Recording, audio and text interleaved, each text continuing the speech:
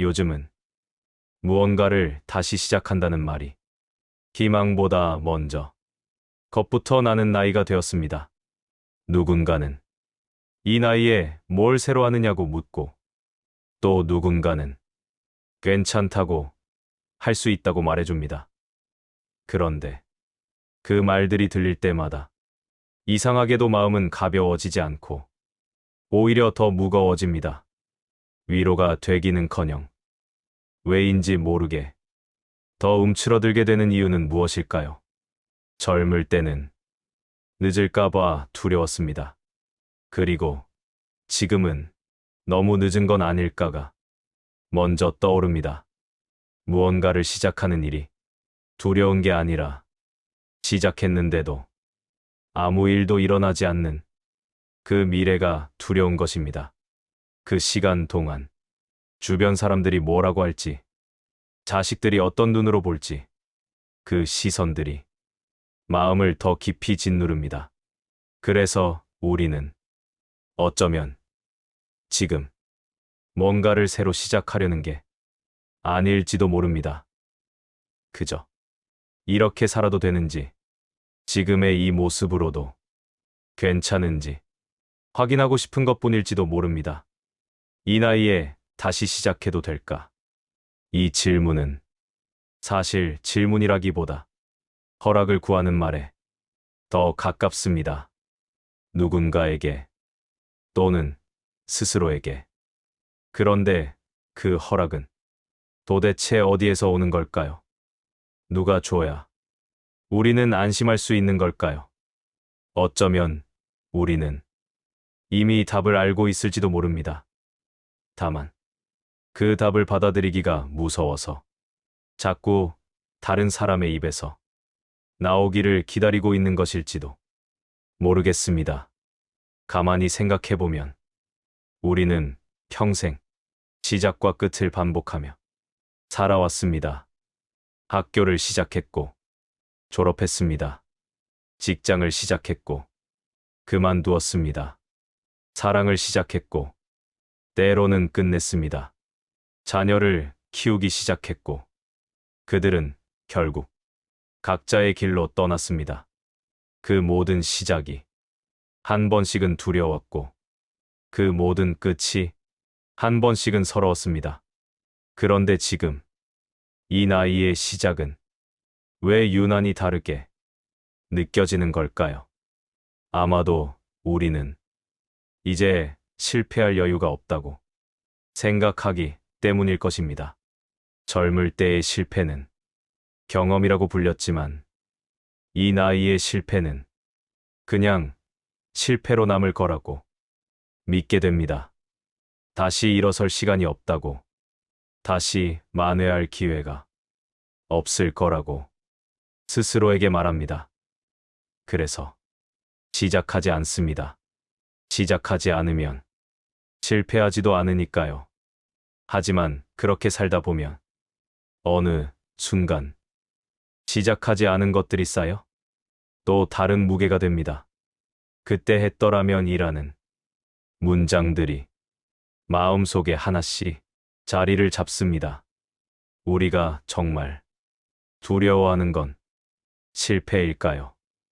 아니면 남은 시간 동안 계속 했더라면 이라는 말을 품고 살아가야 한다는 사실일까요? 밤에 잠이 오지 않을 때가 있습니다.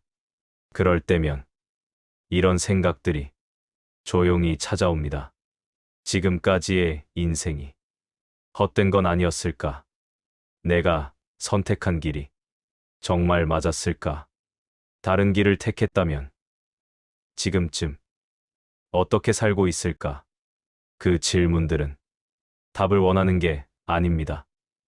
그저 마음 한편에 조용히 앉아 있고 싶은 생각들일 뿐입니다. 그래서 오늘은 답을 찾으려 하지 않으려 합니다. 대신 그 질문들과 함께 조금 걸어보려 합니다. 서두르지 않고, 다그치지 않고, 그저 천천히. 이 나이에 다시 시작해도 될까? 이 질문에 대해 지금부터 함께 생각해보면 좋겠습니다. 여기서 잠시만, 한 번만 더 천천히 숨을 고르며 이런 장면을 떠올려 보셨으면 합니다. 어느 날 아침, 평소처럼 눈을 떴는데 딱히 급하게 갈 곳이 없는 날입니다. 젊었을 때는 바쁘지 않은 날을 좋아하기도 했습니다. 오늘은 좀 쉬어도 되겠다. 그렇게 말할 수 있었습니다. 그런데 어느 순간부터는 바쁘지 않은 하루가 오히려 불안해지기 시작합니다. 할 일이 없는 게 아니라 할 일은 있는데 내가 해야 하는 일인지 내가 해도 되는 일인지가 헷갈려지기 때문일지도 모릅니다. 예를 들어 이런 것입니다. 아침에 커피를 한 잔 내리며 문득 무언가 배우고 싶은 마음이 올라옵니다. 자격증일 수도 있고 악기일 수도 있고 글쓰기일 수도 있고 운동일 수도 있고 작은 가게를 열어보고 싶은 마음일 수도 있습니다. 그런데 그 마음은 곧바로 한 문장에 눌립니다. 지금 와서 그걸 해서 뭐 하려고. 그리고 더 조용히, 더 잔인한 말이 따라옵니다. 남들이 보면 웃지 않을까. 애들이 알면 뭐라고 하지 않을까. 내가 이 나이에 저러는 게 왠지 창피하지 않을까. 이 이상한 감정은 참 묘합니다. 누가 실제로 비웃은 적도 없는데, 누가 실제로 말린 적도 없는데, 마음이 먼저 스스로를 눌러버립니다. 어쩌면 늦었다는 감정은 시간의 문제가 아니라 시선의 문제일지도 모릅니다. 시간은 그냥 흘렀는데 그 시간 위에 시선이 쌓이고 눈치가 쌓이고 역할이 쌓이고 책임이 쌓이며 어느새 우리는 가벼운 마음으로 무언가를 시작하는 법을 잊어버렸는지도 모르겠습니다. 그러면 다시 시작을 생각할 때 우리는 그 일을 배우려는 게 아니라 그 일 앞에서 내 마음을 견디려는 일이 더 어려워집니다. 나는 초보가 될 수 있을까? 나는 모른다고 말할 수 있을까? 나는 느리게 해도 괜찮을까? 나는 실수해도 괜찮을까? 젊을 때는 이 질문들을 하지 않아도 됐습니다. 왜냐하면 젊을 때는 초보인 게 당연했고, 모르는 게 당연했고, 느린 게 당연했고, 실수하는 게 어느 정도 허락되는 분위기가 있었습니다. 그런데 지금은 초보가 되는 순간, 바로 비교가 시작됩니다. 저 사람은 나보다 젊은데 잘하네. 저 사람은 이미 해봤나 봐. 나는 왜 이렇게 늦지? 그래서 시작하려다가도 이 마음이 우리를 다시 제자리로 돌려놓습니다.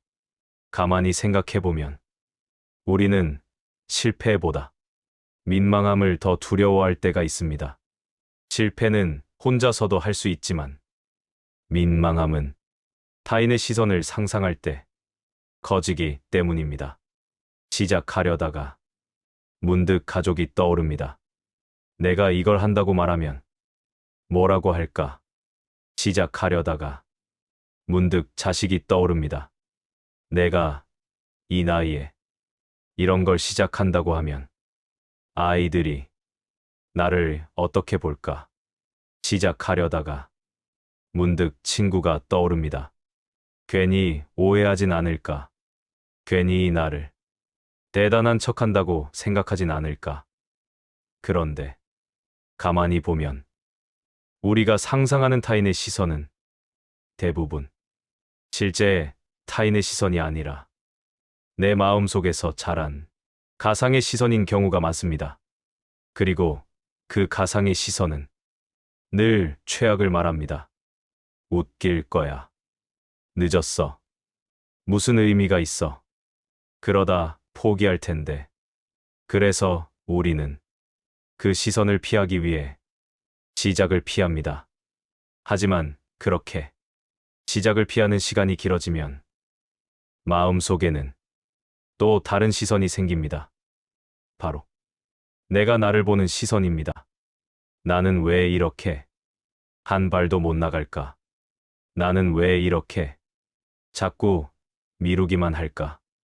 나는 왜 이렇게 스스로를 설득하지 못할까? 그 시선은 타인의 시선보다 더 아픕니다. 왜냐하면 도망칠 수 없기 때문입니다. 그래서 어느 날 조용히 깨닫게 됩니다. 나는 사실 무언가를 새로 시작하려는 게 아니라 나 자신에게서 도망치지 않으려는 거였구나. 그렇다면 이 나이에 다시 시작한다는 말은 거창한 계획이 아니라 이런 의미일지도 모르겠습니다. 내가 나를 포기하지는 않겠다는 뜻. 그리고 이 지점에서 중요한 질문이 하나 생깁니다. 우리가 원하는 건 거대한 성공일까요? 아니면 오늘 하루를 조금 덜 무겁게 만드는 일일까요? 사람은 큰 목표가 있어도 살고 작은 목표가 있어도 삽니다.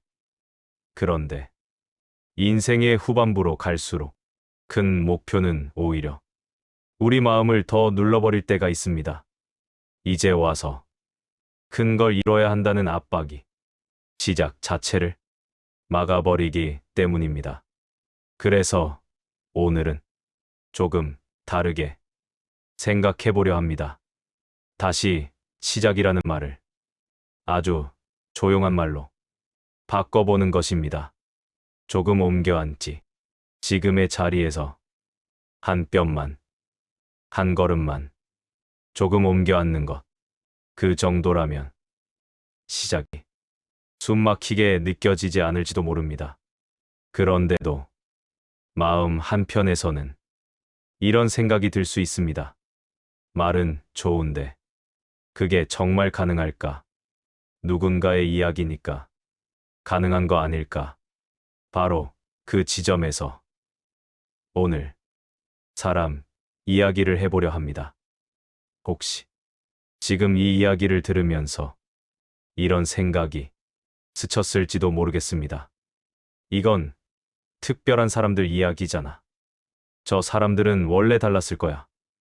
하지만 우리가 이런 생각을 하게 되는 이유는 그들이 특별해서가 아니라 우리가 스스로를 너무 빨리 제외시키기 때문일지도 모르겠습니다.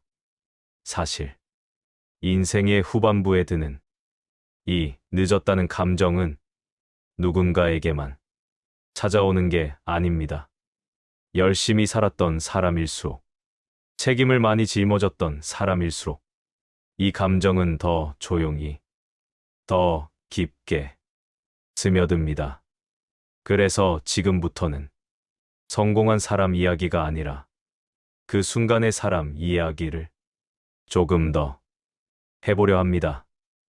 그들이 무엇을 이루었는지가 아니라 그 나이에 어떤 마음으로 하루를 견뎠는지에 대해서입니다.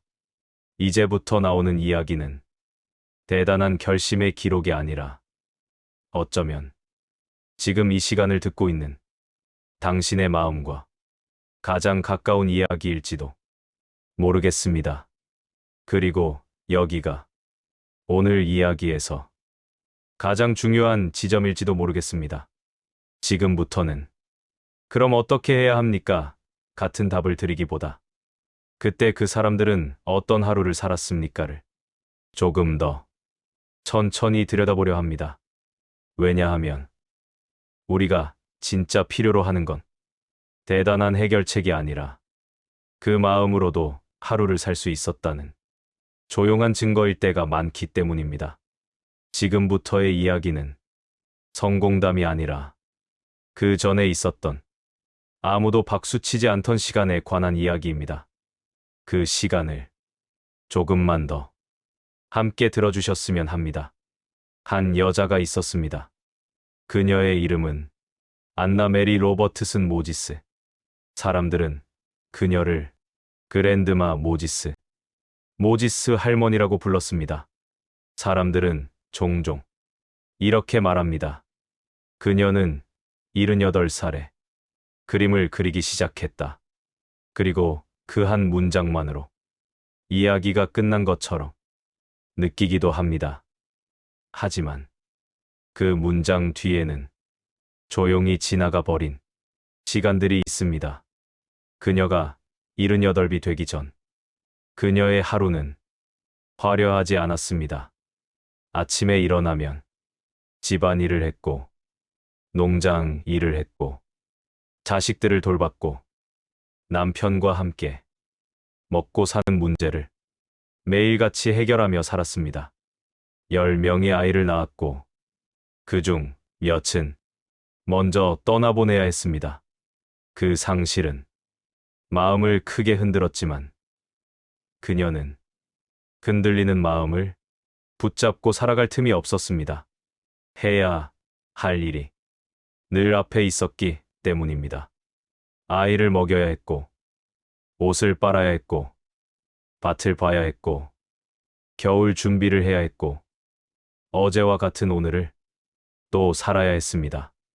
인생이란 대부분 그런 것이기도 합니다. 큰 사건이 없어서가 아니라 사건이 있어도 그 다음 끼니를 준비해야 하는 시간들이 더 많습니다. 그래서 그녀는 내 인생은 의미가 있었나 같은 질문을 오래 붙들지 못했을지도 모릅니다. 그 대신 오늘을 어떻게 끝내나가 더 중요한 사람이었을지도 모르겠습니다. 그런데 나이가 들며 몸이 조금씩 자기 말을 하기 시작합니다. 손이 아프고 관절이 아프고 예전처럼 움직이지 않습니다. 모지스에게도 그런 날이 왔습니다.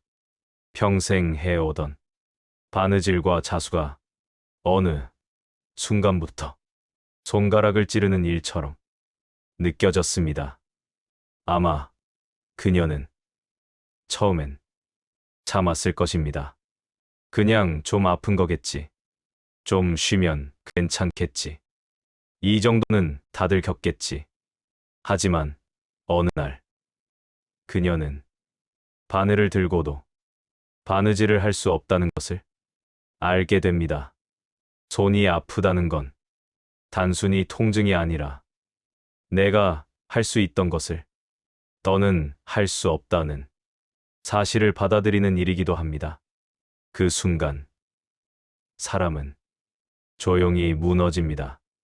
아무도 크게 울지 않아도, 아무도 크게 소리치지 않아도 마음은 그 자리에서 한 번 주저앉습니다. 그녀는 그 자리에서 다시 생각했을지도 모릅니다. 그럼 나는 이제 무엇을 하며 하루를 보내야 하지? 누군가는 말합니다. 그럼 쉬면 되지 않나? 그 나이에 뭘 하려고 하나? 그런데 쉬는 일도 마음이 준비가 되어 있어야 합니다. 평생 일을 해온 사람에게 쉰다는 건 낭만이 아니라 공허가 될 때가 많습니다. 아침에 눈을 뜨고 할 일이 없다는 것. 그것은 자유가 아니라 나는 이제 필요 없는 사람인가라는 느낌으로 이어지기도 합니다. 그래서 모지스는 쉬기 위해서가 아니라 살기 위해서 무언가를 찾았던 것일지도 모릅니다. 그녀가 선택한 건 그림이었습니다. 그림이라고 하면 사람들은 금방 이렇게 생각합니다. 원래 재능이 있었나 보다. 원래 예술을 좋아했나 보다. 하지만 그 시작은 그렇게 멋지지 않았습니다. 그녀는 그림으로 인생을 바꾸겠다고 결심한 게 아닙니다. 손이 아파서 바느질을 못하니 그나마 손이 할 수 있는 다른 일을 찾은 것뿐입니다. 그것은 꿈이 아니라 대체에 가까웠습니다. 그리고 그 대체가 그녀의 하루를 조금씩 바꿉니다. 처음에는 누구에게 보여주려고 그린 것도 아니었을 것입니다. 그저 창밖의 풍경, 기억 속의 들판, 아이들이 뛰놀던 마당, 눈이 내리던 겨울길. 그녀가 알고 있던 것들. 그녀가 살았던 것들. 그림은 새로운 세계가 아니라 오래된 세계를 다시 꺼내보는 일이었을지도 모릅니다. 그런데 여기서 중요한 질문이 생깁니다. 그녀는 왜 계속 그렸을까요? 유명해지기 전에도, 박수를 받기 전에도, 돈이 되기 전에도 계속 그렸을까요? 어쩌면 그림을 그리는 동안만큼은 그녀가 나는 아직 무엇인가를 할 수 있다는 감각을 가질 수 있었기 때문일지도 모릅니다. 사람은 큰 성취보다 이 감각이 사라질 때 더 무너집니다. 나는 더 이상 할 수 있는 게 없다. 이 감각은 나이를 먹을수록 조용히 다가옵니다. 그런데 모지스는 그 감각이 완전히 덮치기 전에 작은 문 하나를 열어본 셈입니다. 그 문이 그림이었습니다. 그리고 사람들은 나중에서야 그 문을 대단한 시작이라고 부르게 됩니다. 그녀의 그림이 전시되고 사람들이 알아보고 수집가들이 관심을 갖고 뉴스에 나오고 이름이 퍼지고 그때부터 사람들은 이렇게 말합니다. 봐라. 이 나이에도 시작할 수 있다. 하지만 이 말에는 조심해야 할 부분이 있습니다. 우리가 모지스를 보며 희망을 느끼는 순간 동시에 마음 한편에서는 조건을 붙이기 때문입니다. 저 사람은 성공했으니까. 저 사람은 유명해졌으니까. 저 사람은 그림이 팔렸으니까. 그런데 만약 그녀의 그림이 동네 약국 벽에만 걸려 있고 그 누구도 크게 알아주지 않았더라도 그 시작은 의미가 없었을까요? 그녀의 하루는 여전히 의미가 없었을까요? 너무 늦은 건 아닐까? 어쩌면 우리는 늦었다는 두려움 뒤에 이런 두려움을 숨기고 있는지도 모릅니다. 늦게 시작했는데 아무것도 안 되면 어떡하지? 늦게 시작했는데 아무도 알아주지 않으면 어떡하지? 늦게 시작했는데 결국 헛수고면 어떡하지? 모지스의 이야기는 이 두려움을 다른 방식으로 바라보게 합니다. 그녀는 헛수고가 되지 않기 위해 그린 게 아니라 오늘이 비어버리지 않기 위해 그렸을지도 모르기 때문입니다. 성공은 결과였지 목적이 아니었습니다. 그리고 이 관점은 우리 마음을 조금 덜 몰아붙입니다. 다시 시작은 세상을 바꾸기 위한 것이 아니라 오늘 하루를 조금 덜 무겁게 만들기 위한 것일 수도 있으니까요. 그렇다면 우리는 이렇게 질문할 수 있습니다. 내가 하고 싶은 건 정말 성공인가? 아니면 내 하루의 리듬을 조금 바꾸는 일인가? 모지스는 누군가와 경쟁하려 하지 않았습니다. 젊은 예술가들처럼 유행을 따라야 한다는 생각도 덜 했을 것입니다.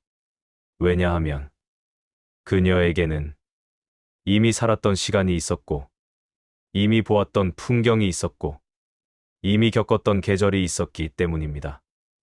그림은 새로움을 쫓는 일이 아니라 자기 삶을 다시 꺼내어 정리하는 일이 될 수도 있습니다. 그리고 이건 인생 후반부의 시작에 아주 잘 어울리는 방식입니다. 새로움보다 나를 다시 만나는 시작, 남을 이기기보다 내 마음을 다시 붙잡는 시작. 그렇다면 이 나이에 다시 시작한다는 건 늦게 출발하는 경주가 아니라 내가 나에게 돌아오는 길에 더 가까울지도 모릅니다. 이쯤에서 조용히 한 가지를 더 여쭙고 싶습니다. 여러분도 이런 순간이 있었을까요? 무언가를 시작하려다 문득 멈추는 순간. 그래. 그냥 하지 말자. 그때의 이유는 정말 시간이었을까요? 아니면 그 뒤에 따라오는 마음이었을까요? 시작하면 초보가 되는 마음. 시작하면 낯설어지는 마음. 시작하면 비교하게 되는 마음. 그리고 무엇보다 시작하면 내가 내 기대에 못 미칠지도 모른다는 마음. 이 마음은 나이가 들수록 더 크게 들립니다. 왜냐하면 우리는 이미 많은 일을 해봤고, 많은 실패도 해봤고, 그 실패가 어떻게 마음을 깎아먹는지도 알기 때문입니다. 그래서 우리는 더 조심합니다. 하지만 조심하는 시간이 길어지면 삶이 조용히 좁아지기도 합니다. 그 좁아짐은 갑자기 오지 않습니다. 조금씩, 조금씩. 안 가던 곳을 안 가게 되고, 안 만나던 사람을 안 만나게 되고, 안 하던 말을 안 하게 됩니다. 그러다 보면 어느 순간 내가 나를 너무 작은 방 안에 가둬두고 있다는 걸 알게 됩니다. 그 방의 이름은 늦었다일 수도 있고, 창피하다일 수도 있고, 지금은 때가 아니다일 수도 있습니다. 그런데 그 방이 정말 우리를 보호해줬을까요? 아니면 우리 마음이 숨 쉬는 것을 더 어렵게 만들었을까요? 모지스의 이야기는 대단히 용감한 결심이 아니라 작게 숨을 쉬는 방법을 찾아낸 이야기일지도 모릅니다. 그리고 그 숨이 길어지면 사람은 조금씩 다른 사람이 됩니다. 이제 두 번째 이야기를 해보려 합니다. 레이 크록, 맥도날드를 전 세계적인 프랜차이즈로 만든 사람. 그런데 많은 사람들이 그를 떠올릴 때 바로 성공을 떠올립니다. 하지만 우리가 오늘 보려는 건 성공이 아니라 그 성공 이전에 패자처럼 보이던 시간입니다. 레이 크록은 젊은 시절부터 안정된 길을 걷지 못했습니다.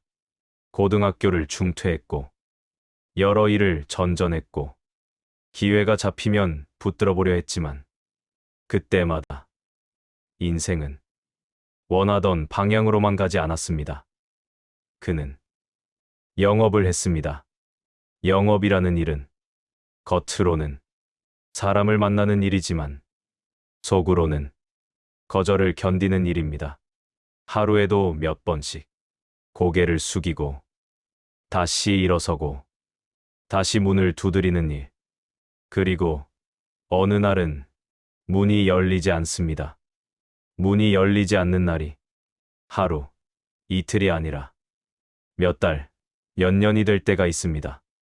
그때 사람은 자기 자신을 의심합니다. 내가 뭘 잘못하고 있나? 나는 왜 항상 이쯤에서 막히나? 레이 크록도 그런 시간을 오래 지나왔습니다. 게다가 그는 몸이 좋지 않았습니다. 당뇨병, 관절염, 건강이 무너진다는 건 단순히 아픈 게 아니라 내가 내 뜻대로 움직일 수 없다는 현실을 받아들이는 일입니다. 그는 일을 하면서도 몸이 말을 듣지 않는 순간들을 겪었을 것입니다. 그리고 나이가 들수록 사람들의 말도 달라집니다. 젊을 때는 해보자는 말이 많지만 나이가 들면 그만하자는 말이 많아집니다. 이제는 좀 쉬어. 그 나이에 무슨 고생이야. 인생은 원래 그런 거야. 이 말들은 아기가 없을 때가 많습니다. 하지만 아기가 없다고 해서 마음이 덜 아픈 건 아닙니다. 그 말들이 조용히 우리 삶의 폭을 줄여버리기 때문입니다. 레이 크록이 52살이 되었을 때 그는 아무것도 가진 게 없는 사람처럼 보였을지도 모릅니다. 성공한 이력도 없고 안정된 자리도 없고 건강도 좋지 않고 그 나이에 새로운 걸 시작한다는 건 누가 봐도 무모해 보입니다. 그리고 바로 그때 그는 맥도날드 형제를 만납니다. 작은 가게, 빠른 시스템, 짧은 동선, 사람들이 줄 서서 기다리는 풍경. 그는 그 풍경을 보며 생각했을 것입니다. 이건 더 커질 수 있겠다. 그런데 여기서 많은 사람들이 착각합니다. 그가 그 순간 확신이 있었을 거라고. 하지만 현실은 확신보다 불안이 더 컸을 가능성이 큽니다. 왜냐하면 그는 이미 여러 번 해봤고 여러 번 안 됐고 여러 번 좌절해봤기 때문입니다. 오히려 그런 사람은 확신이 더 늦게 옵니다.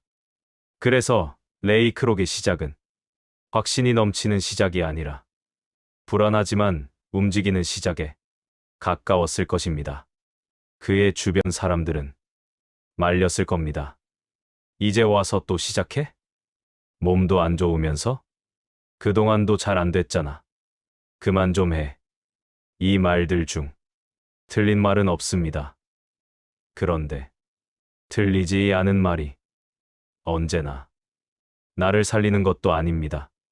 레이 크록은 그 틀리지 않은 말들 사이에서 결국 한 가지를 붙잡았을지도 모릅니다. 지금 이대로 끝내고 싶지는 않다. 여기서 중요한 건 그가 성공할 운명이었는가가 아닙니다. 그가 특별히 대단한 사람이었는가도 아닙니다. 그가 52살에도 자기 삶의 방향을 한 번 더 고를 수 있다고 생각했다는 점입니다. 우리는 종종 나이가 들면 선택권이 사라진다고 느낍니다. 이제는 어쩔 수 없어. 이제는 그냥 이렇게 살아야지. 하지만 레이 크록의 이야기는 다르게 말합니다. 선택권은 사라진 게 아니라 우리가 스스로 내려놓는 것일지도 모른다고. 그렇다면 이 영상의 썸네일의 질문은 이렇게 바뀔 수도 있습니다. 너무 늦은 건 아닐까? 이 말은 시간의 질문이 아니라 선택의 질문일지도 모릅니다. 나는 아직 선택할 수 있는가? 나는 아직 내 삶의 방향을 조금이라도 바꿀 수 있는가? 레이 크록이 한 건 거대한 성공이 아니라 그 질문에 아직이라고 답한 선택이었을지도 모릅니다. 그리고 그 선택은 결과가 어떻든 그 자체로 한 사람의 인생을 다르게 만듭니다. 만약 그가 실패했다면 사람들은 이렇게 말했을지도 모릅니다. 거봐, 무모했잖아. 하지만 그 말이 그의 시작을 무의미하게 만들지는 않습니다. 왜냐하면 그가 실패하든 성공하든 그 순간 그는 내가 내 삶을 포기하지 않겠다는 태도를 선택한 것이기 때문입니다. 여기까지 들으면서 혹시 마음속에서 이런 말이 올라올 수도 있습니다. 그래도 결국 성공한 사람들 이야기 아닌가요? 맞습니다. 우리는 성공한 사람만 기억합니다. 그래서 오늘은 성공을 정답으로 두지 않고 그 성공 이전에 가장 초라했던 순간을 조금 더 오래 들여다보려 합니다. 왜냐하면 우리가 진짜 필요로 하는 건 성공의 비법이 아니라 아무것도 보장되지 않는 상황에서도 하루를 견딜 수 있었던 마음의 자세이기 때문입니다. 지금부터는 그 두 사람의 공통점을 조용히 모아보겠습니다. 그랜드마 모지스와 레이 크록. 두 사람은 나이도 다르고 상황도 다르고 분야도 다릅니다. 그런데 공통점이 있습니다. 둘 다 나이가 많아서 시작했다가 아니라 나이가 많아도 오늘을 비워두고 싶지 않았다에 가까운 시작을 했다는 점입니다. 모지스는 손이 아파서 평생 해오던 일을 내려놓아야 했습니다. 레이 크록은 몸이 아프고 실패가 쌓이고 주변이 말리는 상황에서 또 한 번의 시작을 선택해야 했습니다. 둘 다 새 출발이라는 말에 낭만이 없습니다. 그저 살아야 했고 하루를 보내야 했고 자기 자신을 완전히 내려놓고 싶지 않았습니다.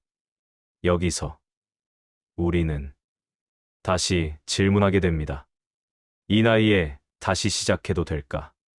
어쩌면 이 질문은 내가 뭘 이룰 수 있을까가 아니라 내가 오늘을 어떻게 살까에 더 가까운 질문일지도 모릅니다. 그렇다면 다시 시작은 거대한 변신이 아니라 아주 작은 선택에서 시작될 수 있습니다. 예를 들어 이런 선택입니다. 아침에 일어나서 하루를 버티는 쪽으로만 보내지 않겠다는 선택. 하루에 10분이라도 내 마음이 숨쉬는 일을 해보겠다는 선택. 남들이 알아주지 않아도 결과가 없어도 그 시간만큼은 내가 나를 조금 덜 미워하게 만드는 선택. 여기서 중요한 건 규모가 아닙니다. 그 일이 대단한 일이냐 아니냐가 아닙니다. 그 일이 내 하루의 리듬을 조금 바꾸는지, 내 마음을 조금 덜 막히게 하는지, 그 차이가 결국 인생을 조금씩 다르게 만들기도 합니다. 그리고 이 지점에서 철학이라는 말이 조용히 떠오를 수 있습니다. 철학은 거창한 공부가 아니라 사람이 자기 인생을 견디기 위해 붙잡는 문장들일 때가 많습니다. 어떤 철학자는 인생을 설명하려 들기보다 인생을 살아내는 태도를 말했습니다. 그리고 어떤 철학자는 인생은 이해보다 수용에 가깝다고 말하기도 했습니다. 하지만 오늘은 이름을 크게 부르지 않으려 합니다. 이름을 부르면 우리는 또 비교하기 때문입니다. 저 사람은 철학자니까, 저 사람은 위인이니까. 오늘은 이름이 아니라 우리에게 남는 감각만 가져가면 충분합니다. 인생의 가치는 결과가 아니라 태도에 가깝다. 시작은 세상을 바꾸지 못해도 내 하루의 리듬은 바꿀 수 있다. 다시 시작한다는 말 대신 지금의 나에게 가능한 방향으로 조금 옮겨 앉는다. 이 말들은 사람을 흥분시키지 않습니다. 대신 조용히 숨을 고르게 합니다. 그리고 지금 이 채널의 결도 바로 그 지점에 있습니다. 큰 박수보다 조용한 숨, 큰 감동보다 느린 납득. 그래, 내가 너무 오래 내 마음을 다그치며 살았구나. 그런 깨달음 하나가 사람을 다시 살게 하기도 합니다. 여기서 마지막으로 한 가지 장면을 더 떠올려 보면 좋겠습니다. 누군가가 아무도 없는 방에서 혼자 앉아 있습니다. TV 소리가 멀리서 들리고 창밖 소리가 들리고 집안은 조용합니다. 그 사람은 무언가를 시작하려다가 손을 놓습니다. 그리고 다시 말합니다. 너무 늦은 건 아닐까? 그런데 만약 그 사람이 그날 딱 한 번 아주 작은 행동을 한다면 어떨까요? 종이를 한 장 꺼내 하고 싶은 걸 한 줄 적어봅니다. 배우고 싶다. 움직이고 싶다. 정리하고 싶다. 다시 만나고 싶다. 다시 써보고 싶다. 그리고 그 종이를 어디 보여주지 않고 그냥 접어둡니다. 그 한 줄이 당장 인생을 바꾸지 않습니다. 그 한 줄을 적었다고 내일 모든 문제가 해결되지 않습니다. 하지만 그 한 줄은 내 마음 속에서 이 말을 조금씩 밀어냅니다. 나는 이제 끝났다. 대신 이 말이 아주 작게 들어옵니다. 아직은. 그 아직이 인생 후반부에 가장 중요할 때가 있습니다. 사람은 크게 변화하지 않아도 끝났다 해서 아직으로만 옮겨가도 숨을 쉽니다. 그리고 숨을 쉬면 사람은 다시 하루를 살 수 있습니다. 이 나이에 다시 시작해도 될까? 이 질문은 끝까지 답이 나지 않을 수도 있습니다. 답이 나지 않는다고 해서 그 질문이 무의미한 건 아닙니다. 오히려 그 질문이 있다는 건 아직 마음이 살아있다는 뜻입니다. 아직 무언가를 바란다는 뜻입니다. 아직 지금의 나를 포기하지 않았다는 뜻입니다. 그렇다면 오늘 이 시간은 정답을 찾는 시간이 아니라 그 질문을 조용히 품고 있는 사람들과 함께 앉아 있는 시간일지도 모릅니다. 우리 모두는 각자 다른 이유로 지금 이 질문을 합니다. 누군가는 몸이 예전 같지 않아서, 누군가는 관계가 달라져서, 누군가는 일이 끝나서, 누군가는 삶이 너무 길게 느껴져서, 누군가는 삶이 너무 짧게 느껴져서. 하지만 이유가 달라도 질문은 비슷합니다. 너무 늦은 건 아닐까? 이 질문을 부끄러워하지 않아도 됩니다. 이 질문은 약함이 아니라 살아있다는 신호일 때가 많습니다. 그리고 오늘 그 질문을 안고도 살 수 있다는 걸 아주 조용히 확인하는 시간이었으면 합니다. 마지막으로 이 말을 남기고 싶습니다. 다시 시작은 세상을 바꾸지 않아도 됩니다. 누구에게 인정받지 않아도 됩니다. 큰 결과가 없어도 됩니다. 그런데도 그 시작은 당신의 하루를 바꿉니다. 당신의 호흡을 바꿉니다. 당신이 당신을 바라보는 시선을 조금 바꿉니다. 그리고 그 변화는 생각보다 큽니다.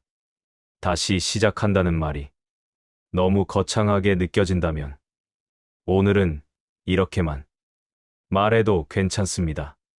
지금의 나에게 가능한 방향으로 조금 옮겨 앉아보자. 그 정도면 충분합니다. 그 정도가 어떤 사람에게는 가장 큰 시작이 됩니다. 밤은 깊어가고 이 이야기를 듣는 당신은 지금 어디에 앉아 계실까요? 여전히 같은 자리일 수도 있고 아주 조금 옮겨 앉은 자리일 수도 있습니다. 어느 쪽이든 괜찮습니다. 중요한 건 오늘 이 질문을 한 번도 외면하지 않고 끝까지 들어주셨다는 사실입니다. 그 사실 하나만으로도 당신은 이미 아무것도 하지 않은 채 멈춰 있는 사람은 아닙니다. 오늘은 여기까지 이야기하겠습니다. 그리고 내일 또는 다음 주 또는 어느 날 갑자기 당신 마음 속에서 아주 작은 문이 열릴지도 모릅니다. 그 문이 열릴 때 서둘러 뛰어들지 않아도 됩니다. 그저 문 앞에 서서 한 번 숨을 쉬어도 됩니다. 그 숨 하나가 당신을 조금 다른 곳으로 옮겨 놓을 수도 있으니까요. 너무 늦은 건 아닐까? 이 질문은 끝내 답이 되지 않아도 괜찮습니다. 질문인 채로 남아도 괜찮습니다. 질문을 안고도 사람은 살아갑니다. 그리고 그 질문을 안고 살아가는 동안 우리는 어느 순간 조용히 알게 됩니다. 나는 아직 끝나지 않았구나. 오늘은 여기까지 이야기하겠습니다.